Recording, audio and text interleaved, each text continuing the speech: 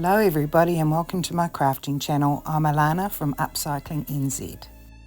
If you have some of these Moccona jars lying around your house, sometimes they come with candles in them as well, we're going to upcycle some of these today. We'll start by popping off the plastic seal from under the lid.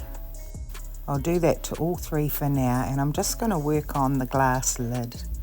So I'm taking some black chalk paint and I'm just going to paint inside of that glass lid all the way up to the inner lip. There's a little groove there that's quite hard to get to with my paintbrush, so I've bent the bristles up so that it would get the paint up into the lip. I'll do that to all three of them, and this didn't take very long at all. You can use any colour you like, and you could blend your colours if you liked. Then I set these aside to dry and did a second generous coat. So I tested out the size of these jars, and they fit a sachet of coffee that you buy from the supermarket inside them. So the next thing I'll do is I'll take the base of the jar and I'm going to add the words tea, coffee and sugar to the front of them. These are little transparent kitchen labels that I got off the Temu website. You could decoupage your jars or paint your jars, but I want to be able to actually wash mine. None of the jars I'm using at home match, so I'm making a set for my house. So for this project, that's all I'm going to do to these. So it's just a case of popping the plastic seals back on those glass lids. They don't touch the paint at all, so they will be sealed for washing. Then pop them back on the jars, and they've got a lovely shiny black look to them. Of course, you could label these for just about anything in the kitchen.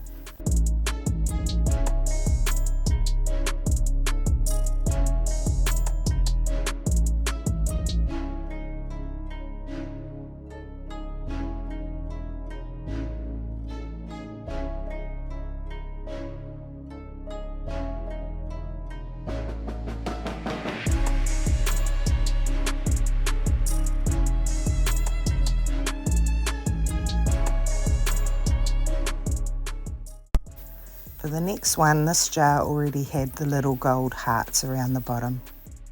Again, I'll remove the lid and take the plastic seal off. I'm using a little piece of stiff gold card, and I'll draw around the base of that plastic seal. Then you just cut that out and test it for fit. If you need to trim a little bit more off, just trim that off, but you want that piece of card to fit tightly into the plastic seal. So I'll pop that out again, and we're just going to take the gold card next. I've got these tiny little shells which I've been wanting to use for a project, and I've got these pearl beads, different sizes and shapes. I'm using hot glue, and I'll just start by applying a few of these little shells, and I'm centering this slightly bigger shell and just filling in the gaps around the sides. It's really important that you keep testing that the lid will fit over top of your little collage of shells. Next, I'm going to start adding some pearls, and I'll just strategically place those wherever they will fit inside the lid. It's hard to see, but the hot glue always leaves these little stringy strands, so I burn those off with a lighter. Now I can place the glass lid back on top, and that holds in there nicely. Isn't that gorgeous? Then pop the plastic seal back on.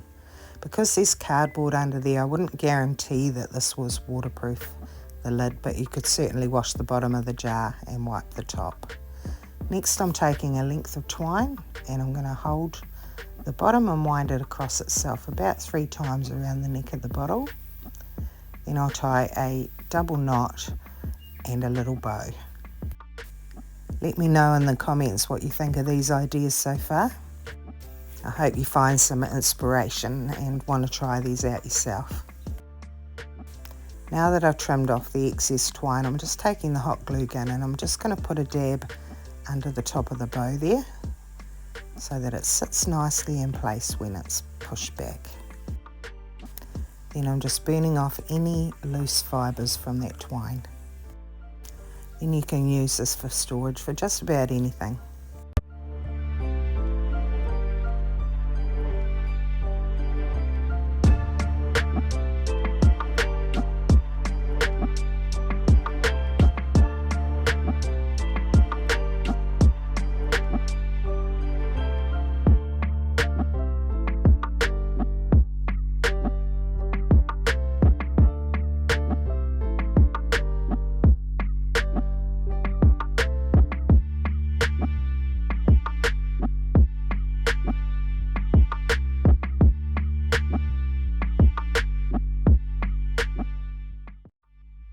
For the next idea, I've disassembled the jar again,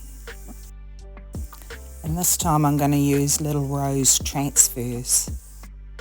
I'm cutting away all of the writing from around the rose because it's likely that they won't line up when I place my roses on the jar. I'll still end up using all the writing and nothing's going to go to waste. These are the last of my rose transfers. This was my first time trying these and I absolutely love them, so I've just ordered a whole lot more. The best deal I've found for these so far have been off the Temu online shopping site. The roses are a little bit big for the jar, so I'm just going to separate them. This is the beauty of these transfers. You can just reshape them and use them in any way that you like.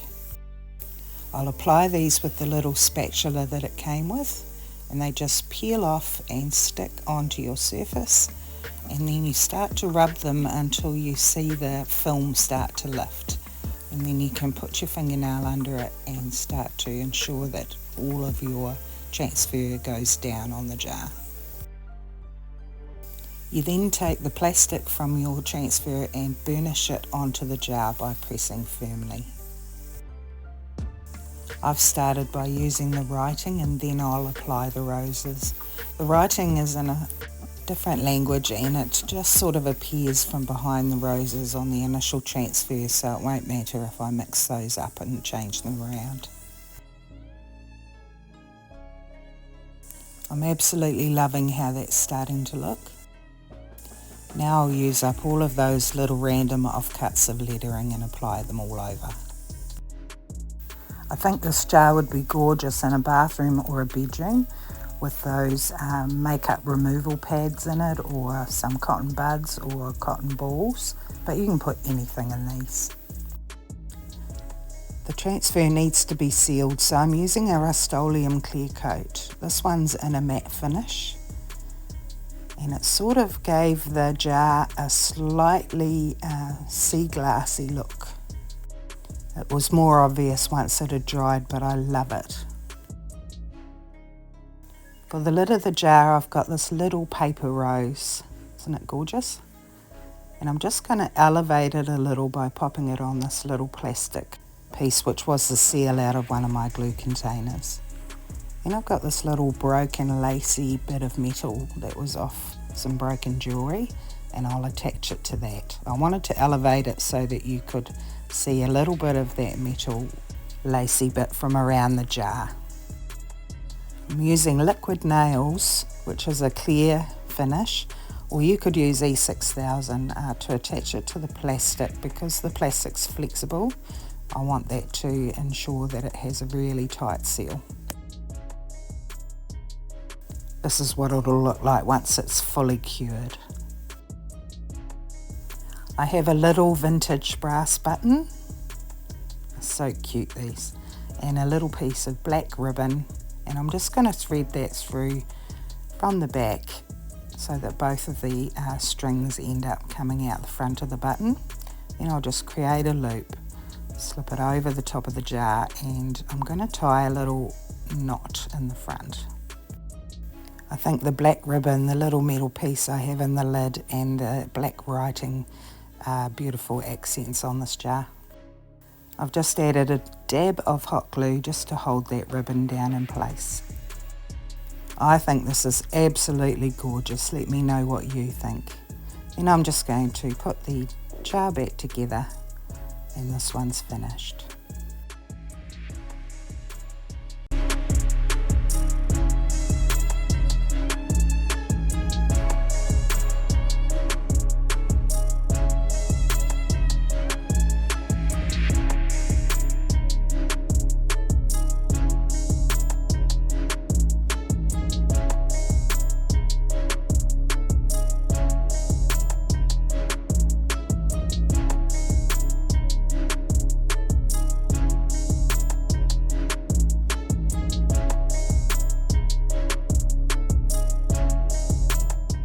I'd love to hear what you think of these in the comments, and I just love hearing from you actually.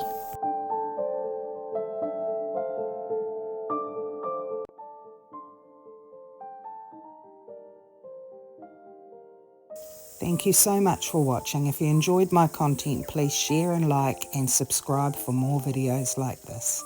Bye for now from beautiful New Zealand.